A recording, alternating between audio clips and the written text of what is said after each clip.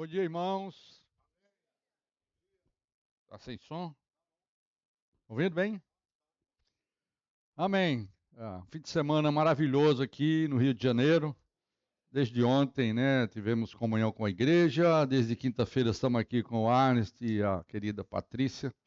E tem sido, né, para mim, para a dona Jussara, um fim de semana de muita comunhão, que é o tema ah, da nossa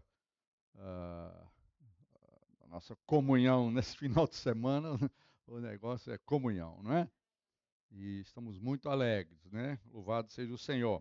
Então, ontem nós começamos a falar sobre vida em comunhão. Tem alguns irmãos aqui que não estavam ontem aqui, e eu gostaria de dar uma brevíssima revisão do que a gente fez ontem. Esse assunto de comunhão, unidade, tem sido alguma coisa que tem pesado assim no meu coração nesse último tempo, tendo em vista tudo, né, o que aconteceu entre nós, todo o temporal, e a gente parou para confrontar a palavra de Deus, o que é que a gente precisa aprender mais nessa questão de o que é unidade, o que é a comunhão dos filhos de Deus. Então nós começamos a falar em 1 Coríntios 1:9, que a gente leu aqui no início, que nós fomos chamados à comunhão do Filho de Deus. Nós não fomos chamados para nenhuma outra organização, nenhuma instituição, nenhuma religião, nenhum ministério pessoal de ninguém. Nós fomos chamados a uma comunhão, a uma participação comum, a uma associação com nada mais, nada menos do que o Filho de Deus. O que vocês acham? Imagina o maior empresário no Brasil chama você para entrar na sociedade lá, com cotas de participação no grupo empresarial deles. O que você acharia, né? Você não fez nada, você não tinha nada, e o cara te chama para participar dos lucros, participar da riqueza. Então nós vimos ontem nesse texto de 1 Coríntios que nós fomos enriquecidos nele. Amém? Essa mesa de estudo, essa mesa esse pão que nós partimos agora, fala demais do que isso significa. Nós fomos chamados, através da morte e da ressurreição do Senhor, a uma comunhão, a uma participação, a uma associação, a uma relação com o Filho de Deus. Aleluia. E o Senhor Jesus orou ali em João 17, mostrando que ele era um com o Pai, que estava com o Pai e tal, mas agora o desejo dele era que todos nós entrássemos nessa comunhão com o Deus triuno. E essa comunhão, de acordo com os pais da igreja, aqueles que sucederam os apóstolos no segundo século, terceiro, quarto século, eles definiram essa comunhão. Não é, Arnest? Pode perguntar à inteligência artificial, que ela vai lhe dizer direitinho o que eu estou falando, não é invenção minha. É uma dança, tá? É uma dança em movimento de três pessoas que, ao mesmo tempo que se movimentam, eles não perdem o contato, eles continuam sendo um. Essa é a dança do Deus triuno desde a eternidade passada. E quando nós fomos criados à imagem e semelhança. Por isso, o versículo de Gênesis 1:26 fala: façamos nós. Então, a comunidade do Deus triuno, resolveu criar uma comunidade de seres humanos iguais a ele, para que eles pudessem ter relação. É por isso que todo dia de tarde Deus caminhava no jardim do Éden para conversar com Adão. Mas um dia ele não achou Adão. Adão, onde você está? Criei você para estar comigo, para entrar na mesma dança, na mesma comunhão. Adão, onde você está? Então houve a queda e a humanidade, o ser humano, se distanciou cada vez mais do jardim do Éden, foi parar no Oriente e criar uma nova comunidade, a comunidade Babel. Uma comunidade que era tinha um só propósito. Só que esse propósito não valia a pena, porque o conceito deles era: nós não precisamos de Deus para subir ao céu. Nós vamos subir por nós mesmos, pela nossa força. E nessa hora, Deus teve que intervir e misturou, né, a linguagem, e os homens não puderam ser mais um. Né? Deus falou: agora, se nós não confundirmos a linguagem deles, ninguém segura esse povo. Então, unidade, comunhão tem um poder muito grande, até sem Deus. A gente vê muito isso na política, né? Quando um grupo de pessoas resolve se unir para fazer alguma coisa, para montar uma revolução e assim por diante, é possível acontecer. Mas a ênfase que nós queremos dar é que nós fomos chamados à comunhão do Deus triuno. Os homens foram dispersos, Deus chamou Abraão, e Abraão era um crente. Abraão creu em Deus. Abraão creu nas promessas de Deus, e isso lhe foi imputado para a justiça. E aí Deus, a partir de Abraão, criou uma nova comunidade. Em ti serão abençoadas todas as famílias da terra, e eu farei de você uma grande nação. Que até hoje está aí. 4.000 anos se passaram e a promessa de Deus não falhou. Amém? E claro que essa nação um dia crucificou o próprio Filho de Deus. E abriu uma porta para nós, os gentios. Se bem que isso já estava programado desde o Velho Testamento. Os gentios ouvirão a sua voz. Amém. Mas precisou que essa comunidade de Israel, eles crucificassem o Senhor Jesus, rejeitassem o Senhor Jesus, mas a todos quantos o receberam, deu-lhes o poder de se tornarem o quê? Filhos de Deus. E nós falamos, né, que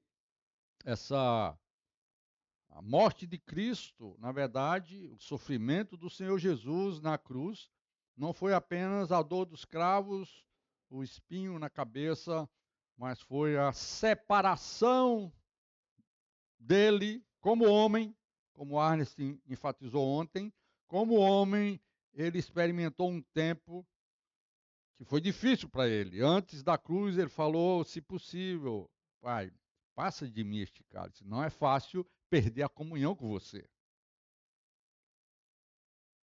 Você já perdeu alguma vez a comunhão com o Pai, não já?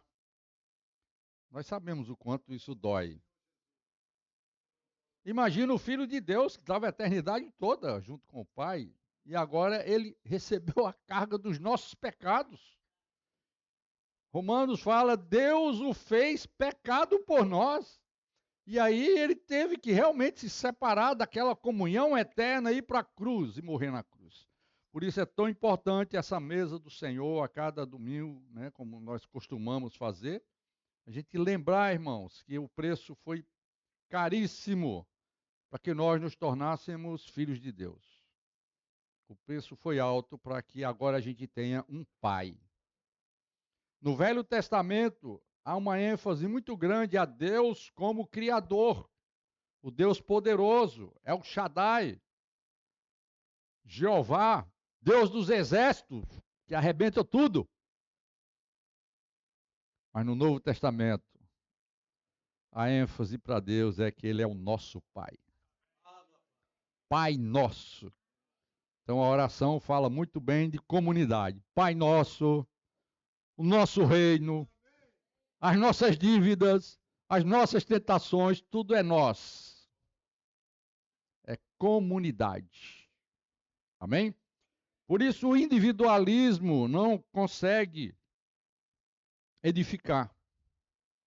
O individualismo não consegue edificar porque nós somos membros de uma família. E, como tal, eu falei ontem, não existe ex-filho de Deus. Existe ex-sogra, ex-nora, ex-genro, ex-marido, ex-mulher, um monte de ex aí. Mas não existe ex-irmão. ou ex-filho de Deus. Não existe. Então não tem jeito, irmão. Nós fomos chamados à comunhão do Filho de Deus para dentro de uma comunidade e muitas vezes essa comunidade nos irrita. Mas nós fomos chamados para dentro de uma comunidade que nos irrita. E fazer o quê? Somos todos irmãos. Vocês lembram? Os irmãos mencionaram, até na oração, acho que foi o Marcos, o filho pródigo. O filho pródigo saiu da casa do pai, inventou de dar uma passeada por aí, e quando voltou, ele irritou o irmão dele, não é? O irmão mais velho lá ficou irritado. Mas ele não era um ex-filho. É um filho que voltou à casa do pai. Então, louvado seja o Senhor. A vida da igreja, irmãos, não é uma coisa, uma comunidade associativa no sentido humano. Nós não estamos aqui porque pensamos a mesma coisa, porque somos bonzinhos, porque fazemos as coisas certas. Nós estamos aqui porque Deus nos chamou para nos incluir numa família. Nós todos temos o mesmo pai e negar um irmão é negar o pai. Então, mais ou menos isso que nós falamos ontem, que a nossa unidade ela é conseguida pela cruz. O Senhor falou, quando eu for levantado da terra, atrairei todos a mim mesmo. Quanto mais você se aproxima da cruz, mais você se torna um com os irmãos. Então, não existe, de uma certa forma, um caminho tão fácil para a unidade, porque é o caminho da cruz. É o caminho de morrer, velho homem, velho ser. Nosso ego tem que ir para a cruz para que a gente consiga viver em unidade com os irmãos. Então foi mais ou menos isso que nós falamos ontem e hoje eu considero isso princípios. Hoje eu queria entrar numa parte mais prática, então como a gente praticar essa unidade. Então eu queria começar por questão da nossa comunhão pessoal com Deus. Como que nós vamos dançar junto com os irmãos a mesma dança do Deus triuno? Então, imagina aqueles players ali toda vez eu esqueço. Os patinadores no gelo. Não tem festa, não tem show se os dois não estiverem numa profunda comunhão naquela dança circular. Vocês entendem? É uma dança circular, daí porque os pais da igreja chamaram isso pericorese, é um movimento ao redor, isso é pericorese, é o termo que os pais da igreja usaram para mostrar como que o Deus triuno funcionava. Então o Pai, o Filho e o Espírito, eles se movimentavam, mas eles eram três, e mesmo sendo três, eles estavam numa dança, e nós fomos chamados para entrar nessa dança. Humanamente falando, eu estava fora, estaria fora demais, porque a dona Jussara passou a vida inteira querendo dançar comigo lá em casa, mas não teve jeito. Não teve jeito. Não sei se vocês viram, publicaram aí na internet uma dancinha que eu fiz lá na Luanda o ano passado, lá na África. Talvez alguns viram. O cara mais desajeitado do mundo tentando imitar logo quem? Os africanos, né? Com todo aquele jeitão deles lá. Então, mas graças a Deus que isso é um aspecto espiritual e eu tenho parte também na dança do Deus triuno. Amém? Todos nós fomos chamados a essa comunhão. Mas, irmãos, nós ainda somos seres individuais, nós ainda temos o nosso ego, o nosso ser, e é por isso que tudo começa com a nossa aproximação, a nossa comunhão com Deus pessoal. E eu queria ler para vocês Romanos 8, texto bastante conhecido. Romanos capítulo 8. Eu estou aqui na versão Nova Almeida atualizada. Romanos capítulo 8, versículo 29, que diz: Pois aqueles que Deus de antemão conheceu, ele também predestinou para serem conformes à imagem de seu filho, a fim de que ele seja o primogênito entre muitos irmãos. E aos que predestinou, a esses chamou, e aos que chamou, a esses também justificou, e aos que justificou, a esses também glorificou. Então, a glorificação é o fim da carreira. Chegaremos lá, nós estamos então nesse processo de glorificação. Mas vejam que agora Deus escolheu o seu filho para ter muitos irmãos semelhantes a ele. Então, como que nós vamos ser parecidos com Jesus? Como que nós podemos ser uma cópia de Jesus? Não é imitando Jesus. No passado aí, alguém escreveu um livro, né? Em seus passos, que faria Jesus, né?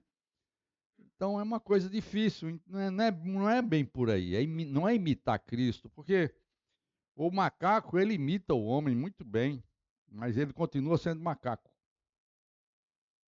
Nós não, nós somos humanos que podemos ser divinos.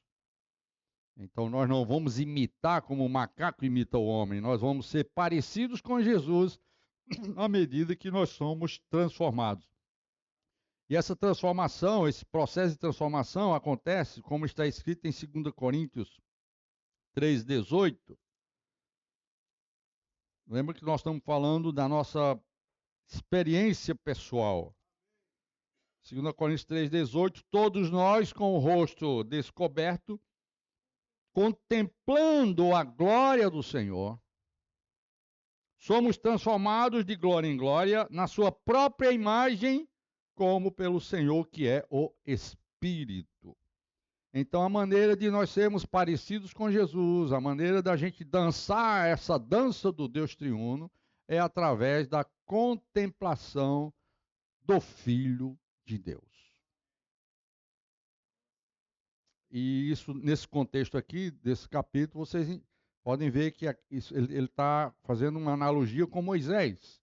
Moisés contemplava Deus no Santo dos Santos, a glória enchia o rosto dele, ele saía para falar com o povo, e o povo via a glória de Deus na face de Moisés.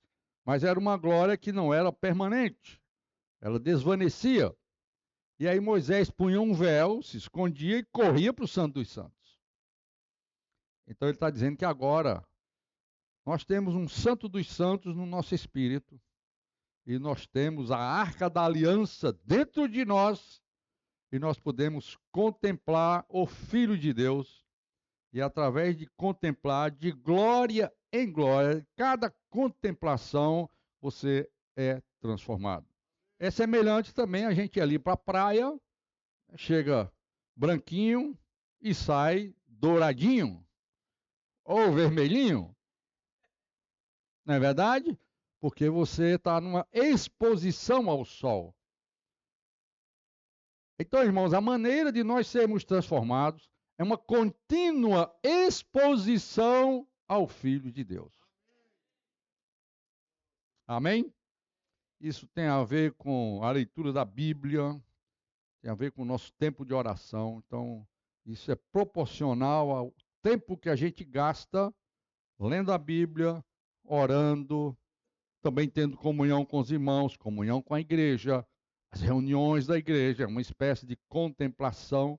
Quando a palavra é falada, essa palavra sendo falada no Espírito e você recebendo no seu Espírito, isso é também contemplar o Filho de Deus. Então veja que é um processo de glória e glória. Ninguém fica parecido com Jesus do dia para a noite. Né? O filho nasce e todo mundo dá um monte de pitaco, né? Parece com o pai, parece com a mãe, com a avó, com o avô. Ele não parece com nada. A cara dele é cara de joelho, não parece com nada. Mas todo mundo dá o seu pitaco. Na verdade, à medida que ele vai sendo alimentado na presença da mãe, do leite materno, ele vai, com 6 meses ele já está diferente, com 1 ano bem diferente, e assim por diante. Não é? E graças a Deus por isso, porque eu era um cara feio danado. E a dona Jussara começou a namorar comigo, não sei porquê, misericórdia de Deus. Eu me achava bonito, né? Assim, mas Mas os meus filhos olham para as fotos e reclamam. Claro, as vestes eram outras, as blusinhas eram esticadinhas, curtinhas, a calça era boca de sino, o sapato era cavalo de aço. Então era uma palhaçada aquilo ali. Mas no meio dessa palhaçada, a dona Jussara se engraçou de mim. Misericórdia, né? E graças a Deus, alguns dizem que eu melhorei bastante, né? Isso é contemplação, né? Quem sabe ela mesma, né, com a beleza dela, me influenciou, né? E eu fui sendo transformado. Mas, irmãos, isso não é brincadeira, só para a gente olhar e ver que como nós precisamos pessoalmente contemplar, né, o Senhor Jesus. E o Evangelho de João, o livro de João, a primeira epístola, né, nós citamos um pouco ontem, ela fala dessa comunhão com o Pai, né, comunhão que é nossa. João fala, vamos lá, 1 de João 1, isso aqui é muito importante. Olha só a experiência de João, a experiência contemplativa de João. O que era desde o princípio, o que ouvimos, o que vimos com os nossos próprios olhos, não só vimos, mas contemplamos, e as nossas mãos apalparam a respeito do Verbo da vida. Então vejam que aqui a experiência de João, esse apóstolo último aqui, vivo na época, ele foi bem claro, né, na introdução, não é, Anderson? Aí ele já deu de cara, ele falou: olha, o negócio é contemplar. Então você pode começar por ouvir. Ouvir, você pode ouvir alguma coisa de longe, sem ver. Mas à medida que você se aproxima, você começa a ver. A gente pega avião, vai chegando nas cidades, e você de cima, você vê a cidade. Mas você não vê os detalhes. Eu posso até ver o condomínio onde eu moro, lá de cima, ou ali a minha casa ali. Mas quando eu desço e que chego em casa, eu consigo, na proximidade, contemplar a minha casa. Vocês estão entendendo? Ouvir, ver, contemplar e ainda, mais próximo ainda, apalpar. Então essa é a experiência de aproximação e de transformação. Se nós quisermos entrar nessa dança com o Deus triuno, irmãos, cada um de nós precisa ter o seu tempo com o Senhor. Orar a palavra de Deus. E orar a palavra não é proclamar os versículos, é usar a palavra de Deus para construir a sua oração, para inspirar a sua oração. A palavra de Deus vai lhe revelar, quem sabe, problemas seus, pecados seus. João fala aqui, as trevas é que nos separam da comunhão. O pecado nos separa, mas nós temos o sangue precioso de Cristo. Isso pode ser através da contemplação da palavra de Deus. Essa palavra é espírito e é vida. É o próprio Deus, é o sopro de Deus. Quando você ora a palavra, você está inspirando Deus para dentro de você. E nós podemos ser transformados. Amém? Muito bem. Essa é a questão pessoal, mas eu queria entrar em mais detalhes agora. O tempo não perdoa, o tempo corre. Na nossa comunhão comunitária.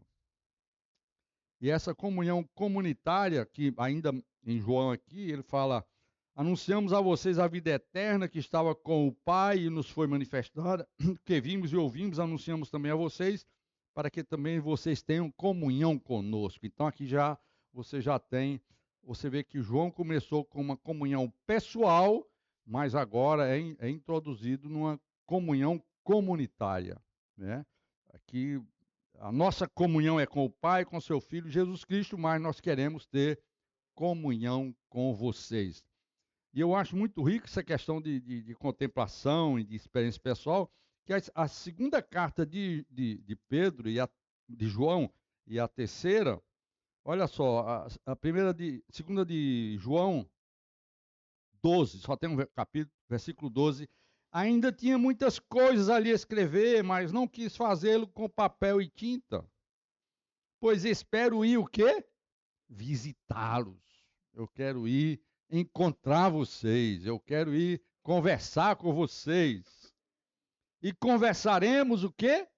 Pessoalmente, ou de viva voz, para que a nossa alegria seja completa. Amém? E ele termina a terceira carta da mesma maneira. Então, parece que João, no finalzinho, chegou a essa conclusão que a comunhão pessoal faz a diferença, irmãos. Claro que a gente, tem hora que a gente não tem condição, né? Nem por isso podemos deixar de ter comunhão, mesmo pela internet, mesmo no online. A distância física, não vamos confundir a distância física com a comunhão pessoal.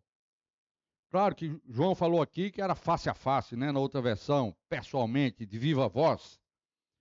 Mas hoje nós temos a tecnologia, irmãos, e como nós nos comunicamos e temos comunhão no Espírito, independe de onde a gente está, ok? Eu não estou dizendo que isso substitui a nossa visita pessoal, quando é possível, mas não vamos menosprezar a comunhão online, para orar juntos, para compartilhar a palavra juntos, porque a nossa comunhão é no Espírito. Se você está no Japão e eu estou aqui, não interessa, a gente pode estar se comunicando espiritualmente, amém? Mas é importante que nós não nos isolemos, que nós procuremos sempre ter comunhão, amém? E essa comunhão é na vida, como a gente viu aqui, o verbo da vida. Começa tudo com esse contato pessoal com o verbo da vida e se estende para nós essa vida. E se nós cooperarmos com Deus e com os irmãos, nós teremos uma igreja cheia de comunhão e cheia de vida. E eu queria ir então para o capítulo 15 de João, a famosa videira verdadeira, aqui onde o Senhor nos fala o seguinte, João 15, eu sou a videira verdadeira e meu pai é o agricultor. Irmãos, presta atenção, o Novo Testamento está cheio dessa questão da paternidade. Amém? O Antigo Testamento era Deus Criador, era uma coisa muito distante de nós. E Deus aparecia de vez em quando, apareceu Abraão. E, se der tempo, vou ver aqui mais tarde, e essa aparição de Deus para Abraão, pelo menos lá em Canaã, foi na mesa, foi no churrasquinho.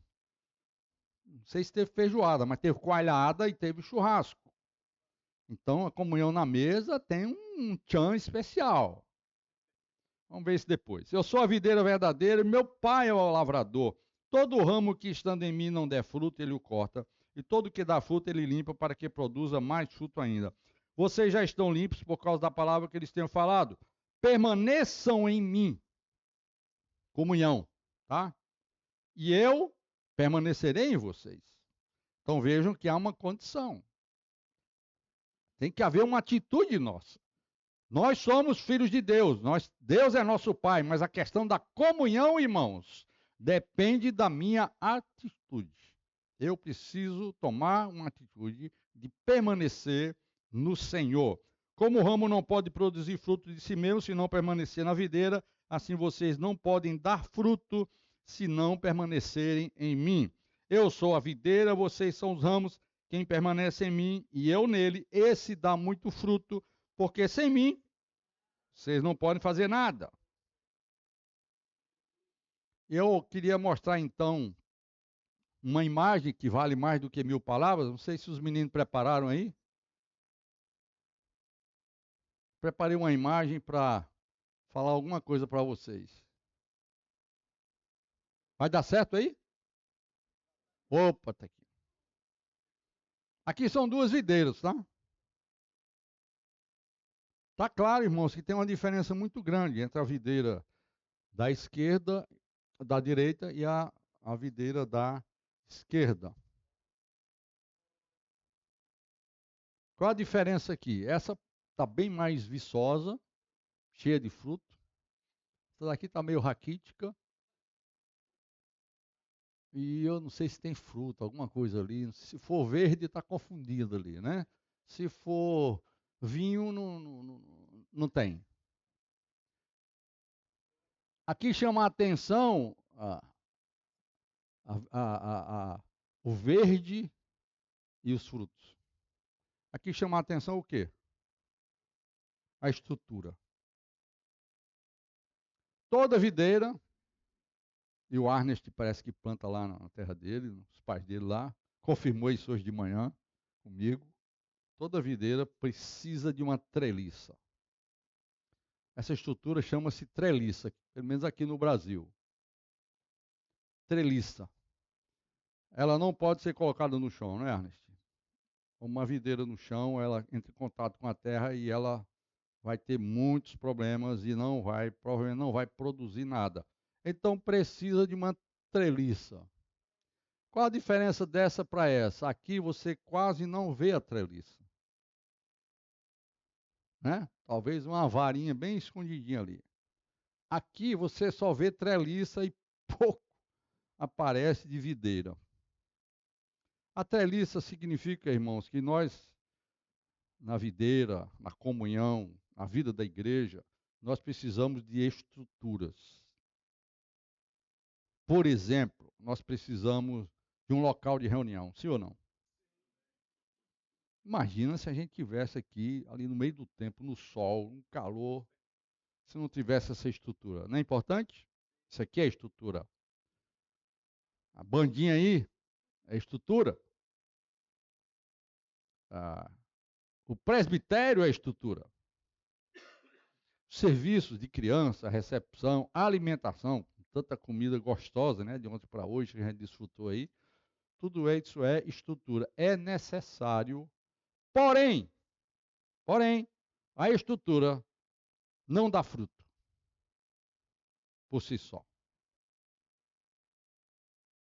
A estrutura é um suporte para a videira. Se você tem uma igreja que aparece a estrutura, está tudo certinho, está tudo bonitinho, tudo funcionando, mas não tem vida, você está nessa condição aqui. E nessa condição não tem fruto. Vocês entendem isso aí? Nós precisamos de estrutura, irmãos. Mas a comunhão com Deus triuno, a comunhão na vida, é quem vai dizer se essa igreja, se essa comunidade, esse grupo de irmãos permanecem ou não na videira. Amém? Então eu queria chamar a atenção de vocês para esse ponto, tá? Cuidado com a estrutura. Não esqueça o outro lado, o lado da comunhão, simplesmente porque você acha que está tudo bem montado, que está tudo bem estruturado e assim por diante. Ok? E nós vemos no livro de Atos que praticamente eles não tinham estrutura. Atos 2, 42. Então vamos parar um pouquinho aqui. Atos 2, 42. Eles até instituíram os diáconos, né? Mas vocês lembram qual era o requisito para ser diácono? Boa reputação, bom testemunho, sabedoria e no final cheio do Espírito. Então, às vezes, o pessoal confunde as coisas. O irmão que pula, que não sei o quê, que é muito alegre, comunicativo, e fala versículos e não sei o quê e tudo mais, parece que estaria aprovado para ser um diácono. Isso para ser um diácono, tá? Imagina o presbítero. Servir as mesas, para cuidar da estrutura. Para cuidar da estrutura, você precisa ter boa reputação, você precisa ter sabedoria e você precisa ser cheio do Espírito Santo. E a gente vê que esses diáconos não era fácil, né? O Filipe e o Estevão. Você consegue dar a mensagem que Estevão deu ali em Atos 7, né? Você consegue dar uma mensagem daquela? Pois é. Esse pessoal aqui, irmãos, Eles, antes de estrutura, eles tinham muita vida, enchimento do Espírito. Por isso Paulo falou, enchei-vos do Espírito Santo, falando entre vós, cantando e assim por diante. Amém? Mas o 2,42 diz que eles perseveravam na doutrina dos apóstolos, número 1, na comunhão, número 2, no partir do pão, número 3, e nas orações. Essa era a estrutura da igreja primitiva. Ensinamento dos apóstolos. Não confunda. Tem muito apóstolo falso por aí afora. Tem muita gente dizendo que apóstolo e não é coisa nenhuma. Não é isso, tá? Ensinamento dos apóstolos aqui eram os 12 que andaram com Jesus e Jesus tinha prometido para eles que mandaria o Espírito Santo e esse Espírito Santo ensinaria a eles e faria lembrar todas as coisas que foram faladas. Esses 12, ao receberem o Espírito, iam lembrando de tudo e ensinando para os novos irmãos. Amém? Esse é o ensinamento dos apóstolos. Isso tudo foi colocado em livro e se tornou a nossa Bíblia Sagrada. Então, o ensinamento dos apóstolos é exatamente o que está na palavra de Deus. Se alguém reúne numa igreja que tem um apóstolo, ele tem sério problema. Ele está em dificuldades. Isso não é uma igreja bíblica. O ensinamento do apóstolo como ensinamento de um homem, isso não é bíblico. O ensinamento dos apóstolos é o ensinamento da palavra de Deus. Por qualquer irmão que tenha boa reputação, tenha sabedoria, esteja cheio do Espírito Santo. Amém? Ensinamento dos apóstolos. Comunhão, isso que nós temos falado nesse final de semana. Viver em comunidade nessa dança aqui com o Deus triuno. No partir do pão, isso aqui é importante. Paulo lembra que Jesus disse que nós devemos fazer isso em memória de mim. Isso que eu falei ontem. Se você vem à mesa do Senhor e você não percebe, você não consegue considerar o que aquilo significa, você vai levar juízo para cima de você. Isso é o que Paulo fala. Quem não discernir o corpo, o que é o corpo? O corpo é a comunidade da comunhão dos filhos de Deus. Se você não percebe que esse corpo tem um cabeça e que esse cabeça morreu na cruz, se separou do Pai, perdeu a comunhão por causa dessa comunhão, você está tomando aquilo ali em juízo. Isso é muito sério. Mas ainda assim nós precisamos ter um sentimento muito mais forte, irmãos, do que essa mesa significa para nós. Amém? Mas aí vamos avançar isso aqui. O último ponto nas orações, que era exatamente a única coisa que eles sabiam fazer aqui no livro de Atos, era orar. É orar para escolher diácono, orar para isso, orar para a descida do Espírito Santo, orar para tirar Pedro da prisão, orar para ser enviado lá, como Paulo e Barnabé, eles estavam jejuando e orando. Aqui em Atos, nós não vemos muita estrutura, nós vemos muito oração, amém? E comunhão. Então isso aqui é importante, olha só, em cada alma havia temor. Então esse tipo de comunhão e de viver da igreja leva-nos a temer mais a Deus, a ter uma vida de temor a Deus. E muitos prodígios e sinais eram feitos por meio dos apóstolos. Todos os que criam estavam juntos e tinham tudo em comum, ou seja, havia comunhão nas necessidades práticas dos irmãos. E o que mais? Vendiam as suas propriedades e bem distribuindo o produto entre todos, à medida que alguém tinha necessidade. Diariamente perseveravam unânimes no templo, partiam o pão de casa em casa. Então a comunhão era muito particular. O templo era uma eventualidade enquanto durou, porque isso aqui parece que não durou muito tempo. No resto do ministério de Paulo, as cartas ali, não se vê ênfase às grandes reuniões. É outra coisa que eu queria chamar a atenção dos irmãos. Vamos valorizar, irmãos, as pequenas comunhões. Como João falou, que vê pessoalmente, face a face. Nem que seja no Zoom, nem que seja no Meet, no Zoom. Eu quero te ver face a face e quero conversar contigo a viva voz. Isso é muito importante.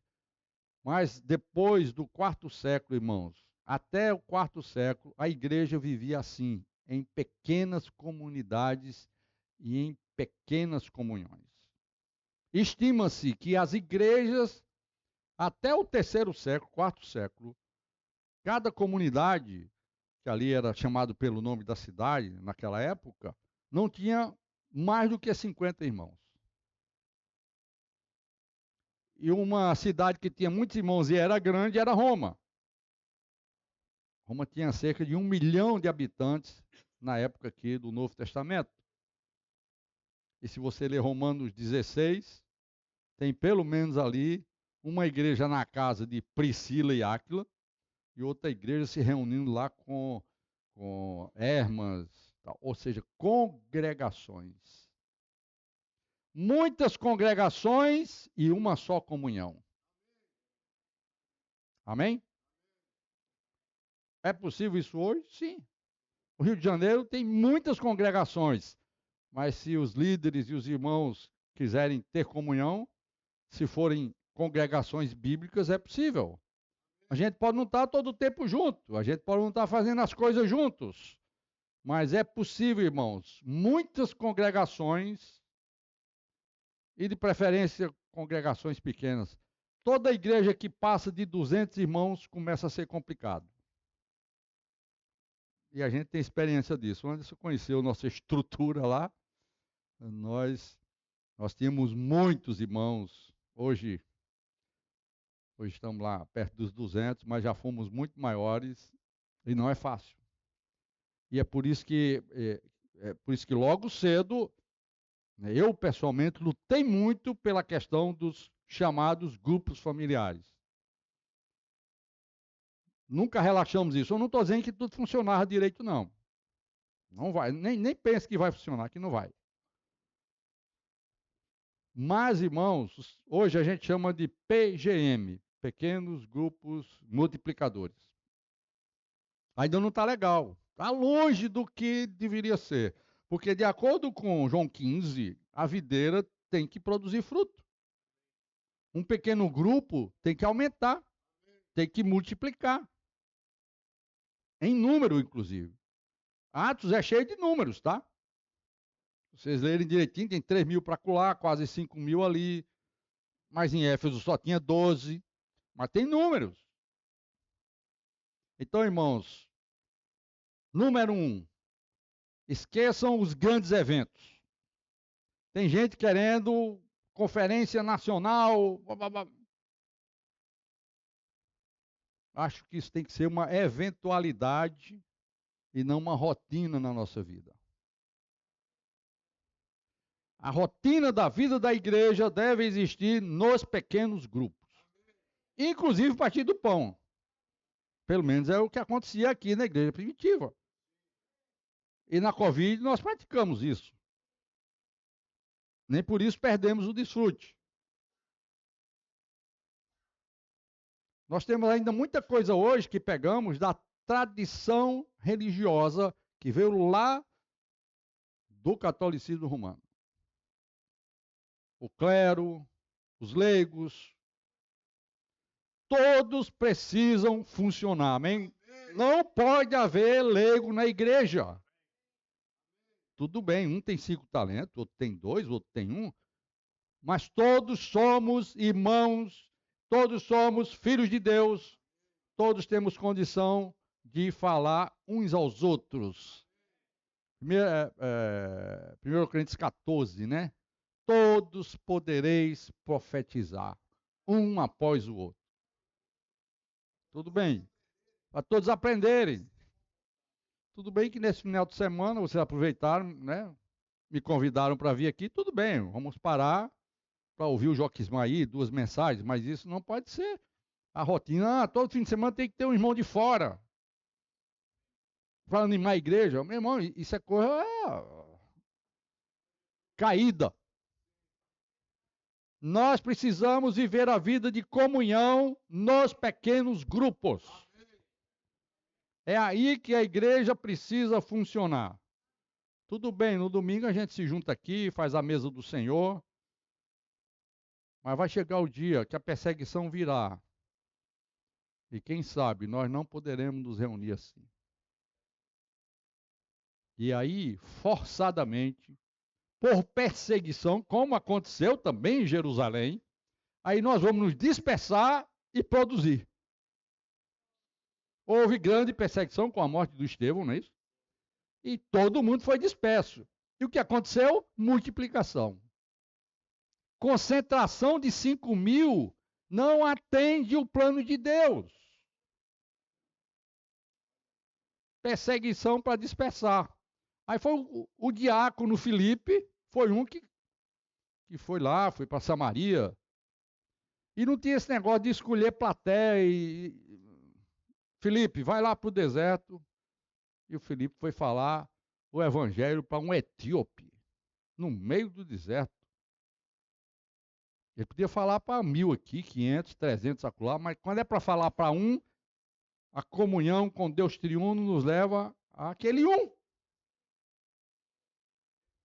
Que você aparentemente pode achar que perdi meu tempo, perdi meus recursos, fui lá para o meio do deserto para falar para um cara lá, o cara ainda pediu para batizar, eu batizei, tudo bem. Depois não vi mais esse cara. Mas está aí. Os cristãos que tem na Etiópia hoje, 2.000 anos depois, provavelmente veio desse cara aí. Vocês entendem, irmãos, que a gente não pode viver de aparência de grandes coisas, de grandes obras, de grandes eventos, de grandes congressos. Mas em Fortaleza a gente está avesso a esse negócio de congresso das mulheres, congresso não sei o quê. A gente está fazendo a coisa mais light. Estamos chamando de comunhão, né?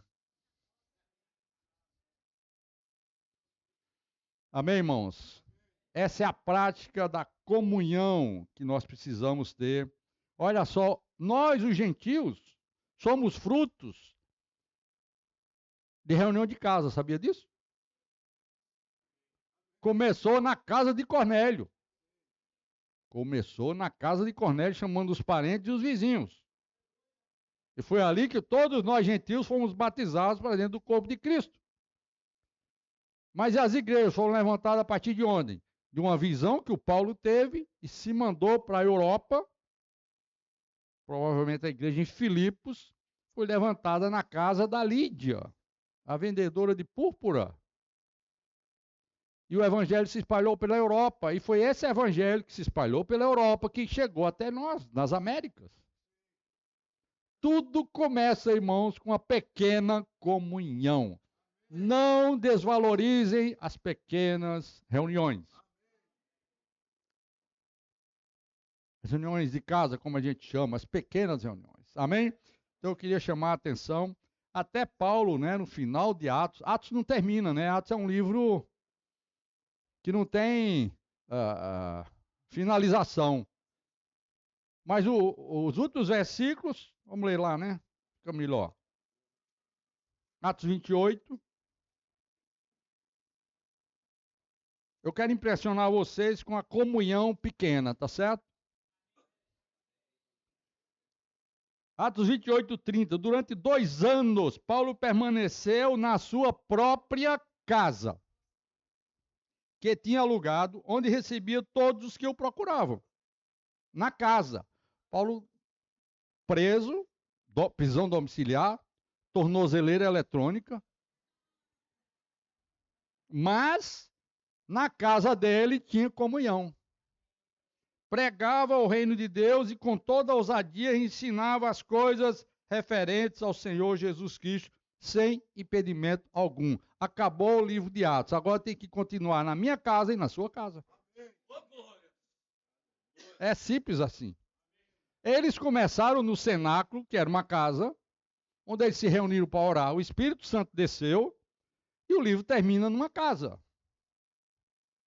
Amém, irmãos? Vamos valorizar o face to face, como dizem o inglês, o cara a cara, o pessoalmente, nem que seja online, irmãos. Eu estou enfatizando isso aí, porque tem gente que é contra isso. Eu não sou contra. Se não pode, nós vamos no online. Na ligação, né? Mas, irmão, antigamente não tinha nem WhatsApp, nem internet, mas a gente ligava, né? A gente já fazia ligação e apacentava irmão por ligação, e às vezes custava caro uma ligação dessa. Hoje é tudo de graça. Nós precisamos nos levantar, irmãos, para ter uma vida da igreja cheia de comunhão, sem religião. Amém? Louvado seja Deus. O que mais? Estou acabando meu tempo aqui. O último ponto é o seguinte: além de ser na casa, é importante o conceito da mesa, tá? Comer junto. Comer junto com os irmãos. Se o irmão é necessitado, não tem muita coisa, passa no supermercado, na padaria, leva lá um bolinho e tal, e vai comer com ele. Na mesa, irmãos. A mesa, ela tem um poder muito grande. Na cultura hebraica, a mesa era muito importante. A mesa era lugar de comunhão, de aliança. Era ali na mesa que se consolidava, olha, nós somos uma família. Aqui, meus filhos. E na mesa se ensinava na intimidade. Era lugar de ensino, de intimidade, de confiança mútua. Ao sentar na mesa, os problemas lá fora, as dificuldades, os perrengues da vida, todo mundo ao sentar na mesa tinham aquele senso de, puxa, eu tenho uma família, eu tenho um pai. Né? Abraão recebeu os 3 visitantes com refeição. Já falei isso aí, né? Isso é acolhimento, hospitalidade. Ainda tem a bênção de Deus, né? Existe uma mesa no deserto até, onde tem bênção. Isso está em Salmo 23, 5. E Deuteronômio 8:10 fala da abundância divina na mesa. É o lugar de ensino, de educação dos filhos, é lugar de pureza. Isso aqui é importante. Pureza e santidade. O que é que tem a ver isso? O judeu não comia com os gentios na mesa. Os gentios eram considerados impuros, então eles não tinham direito a sentarem na mesa. Isso significa que a mesa é lugar de pureza e santidade. Amém? E ainda mais, tinha a questão de que a mesa apontava para o futuro. A mesa, ela apronta para a escatologia, né? Lembra de Isaías 25:6. Vamos ler esse versículo. Isaías 25:6.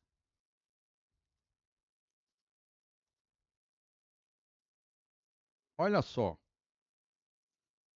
O coração de Deus está na mesa, no banquete. 25, Isaías 25:6.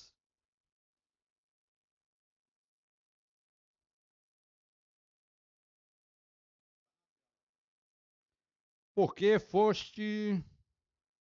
Não, não tá errado isso aqui.